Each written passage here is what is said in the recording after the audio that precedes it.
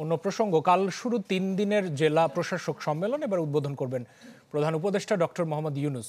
সচিবালয়ে মন্ত্রিপরিষদ সচিব ডক্টর শেখ আব্দুর রশিদ জানিয়েছেন, জুলাই অভ্যুত্থানের প্রেরণায় হবে এবারের সম্মেলন, আর নির্বাচন সামনে রেখে আগের মতো হবে না বদলি।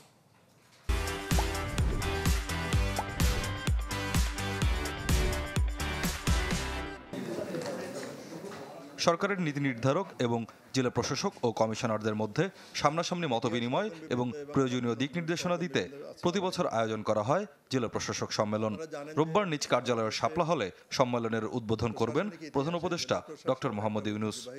মাননীয় প্রধান উপদেষ্টার সাথে একটি মুক্ত আলোচনা হবে এবং সচিবালয়ে মন্ত্রিপরিষদ সচিব জানান, জুলাই অভ্যুত্থানের প্রেরণায় হবে এবারের সম্মেলন। আলোচনায় প্রাধান্য পাবে ভূমি ব্যবস্থাপনা, আইন শৃঙ্খলা পরিস্থিতির উন্নয়ন, স্থানীয় সরকার প্রতিষ্ঠানের কার্যক্রম জোরদার সহ নানা বিষয়। আইন শৃঙ্খলা রক্ষাকারী বাহিনীর কর্তব্যরত অবস্থায় বডি ক্যামেরা রাখার জন্য প্রস্তাব আছে আমাদের, তেমনি আছে যে মারণাস্ত্র ও সররাগুলি ব্যবহার নিষিদ্ধকরণের প্রস্তাব আছে। জেলা প্রশাসক সম্মেলনে হবে নির্বাচন কমিশনের সাথে মতবিনিময়, যেখানে গেল কয়েকটি নির্বাচনে স্থানীয় সরকারের বিতর্কিত ভূমিকার পুনরাবৃত্তি ঠেকানোর নির্দেশনা দেয়া হতে পারে। জনপ্রশাসন সচিব জানান, জেলা প্রশাসকদের ফিট লিস্ট হচ্ছে, তবে তা আসন্ন নির্বাচন প্রভাবিত করার ভাবনা থেকে নয়। নির্বাচন কমিশন তো চাইতেই পারে যে কী ধরনের রোল তারা লোকাল অ্যাডমিনিস্ট্রেশন থেকে আশা করে। বিশেষ করে আমরা গত কয়েক বছরের বা কয়েকটা নির্বাচনের ক্ষেত্রে লোকাল অ্যাডমিনিস্ট্রেশনের কিছু ভূমিকা নিয়ে আমরা বিতর্ক হতে দেখেছি।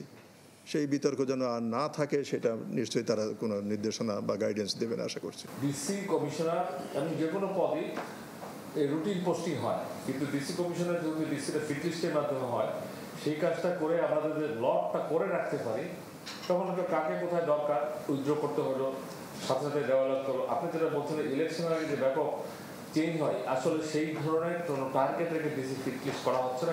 গত বছরের থেকে 30 লাখ টাকা কমিয়ে এবছর সম্মেলনের বাজেট ধরা হয়েছে 1,70,00,000 টাকা।